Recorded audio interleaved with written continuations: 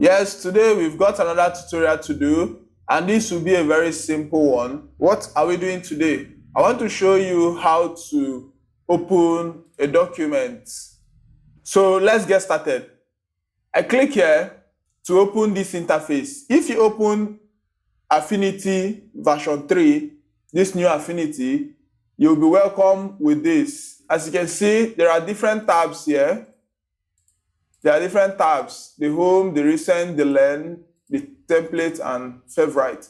So I'll just do a quick one around here and show you how to get around this. So there is this plus here, which is new. There is this open, that's like maybe you started working on Photoshop and you want to finish it here, and you save as a PSD, you can open it with this.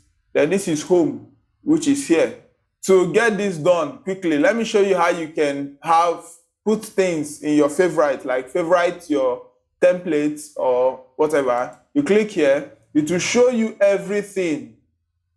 You see all the default templates that comes with Affinity. It's a lot. It's far more than that of Photoshop. Okay, let's go for anyone. Let's just go with this one. Let's say, for example, this A3 or this A4. You like designing in A4. You understand? So to add your favorite, you see here, this star where my icon is, click on it. It's now in your favorite. So if you go to home, so you go to favorite, you see it here. Yes, that is it. Very quick. Let me open this and show you something. So we open it. Now it's in rectangular form. That's which is landscape. It is in landscape. But we don't want it in landscape or horizontal. We don't want it in horizontal. We want it in vertical to be like this, to be standing straight. So it's very simple. Let me show you how you can go about it. So go back to the home, then click on the plus. So let me remove this. Yeah, it's out. So click on it, highlight it. So if you come here, you see preset orientation. Look at it here, present orientation. So you just click from landscape to what? Portrait or vertical. You see, it has flipped it. So you can now open. Double click to open. So you see, this is another way you can get your document open. Let me show you something that a lot of people have issues with. Like in version 2 and other versions, I had issues with it initially. So which is, I'll close this. So let's go back to home. Now I want to show you how you can open your documents with transparent background, or how you can actually work and export in transparent background. So here you see it has a solid, it has a white background here. So if you open it, you can save this as a PNG. But you can do that when you come here. There is what they call transparent background here, as you can see. So you click on it, you see, it is now on, active. You see, it's now active. You create document. So you see, so if I import something now, you will see that it's already on transparent background, which means I can save on transparent background. You can see. Now the advantage of doing this is that you can actually save this as a JPEG file or with background, even without adding the background. Where you go to save or export,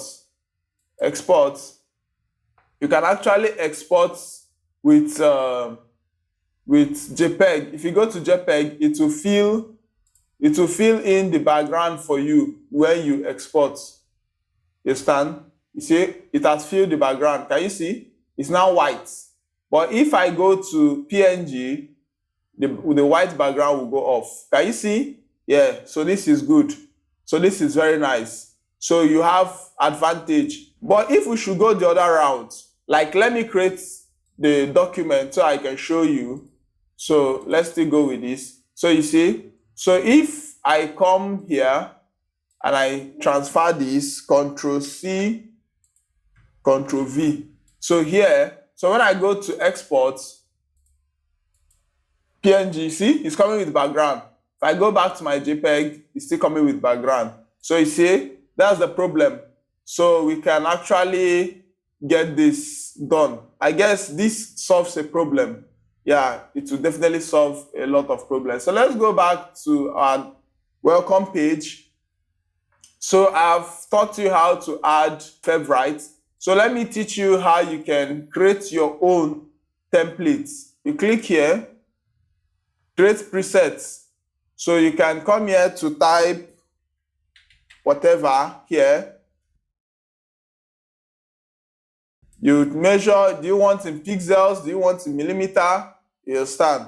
This is where it goes. So your DPI, I guess you already know what is DPI. For if you are doing YouTube thumbnail, I think 72, the default DPI is good. But if you are doing more advanced like logo and some other content that will, or designs that will need quality output, then you can increase to like 200, 150, 300.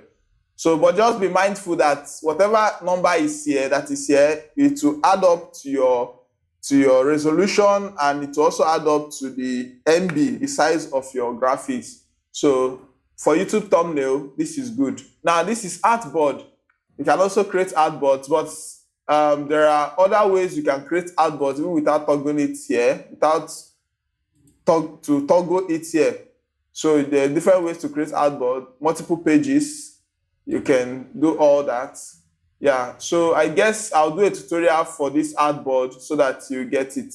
All these are just presets, but it doesn't actually matter. Actual size, room, just keep it at default. Your screen will take care of that. After doing this, you click here, create presets. As you can see, test, it is now here. Can you see my presets? It's now here. So I can favorite it. Then I go to home. Now, anytime I want to work within this document, I come to favorite, look at it here. I don't need to start looking for it, start scrolling, start looking for a lot of things, coming to templates. And you can also add templates from here, maybe your previous templates that you've saved before from maybe version 2. Yeah, I don't really know. Maybe it works with Photoshop templates. I don't really know, but maybe you could check it out. If you have templates from Photoshop, I think it can work, because Affinity Photo works with Photoshop documents, that's PSD, so it might work with it. I'll do a dedicated tutorial for using Photoshop plugins in Affinity Photo, how you can actually install Photoshop plugins in Affinity Photo. I would like you to drop your comments on this. Whatever you want me to cover, whatever you want me to do, you tell me, then I'll do the tutorial. Yeah, we all need to be creative, we all need to be free. Just like how Canva made Affinity free, we all need to be free. Yeah, thank you for staying tuned. Watch my next video.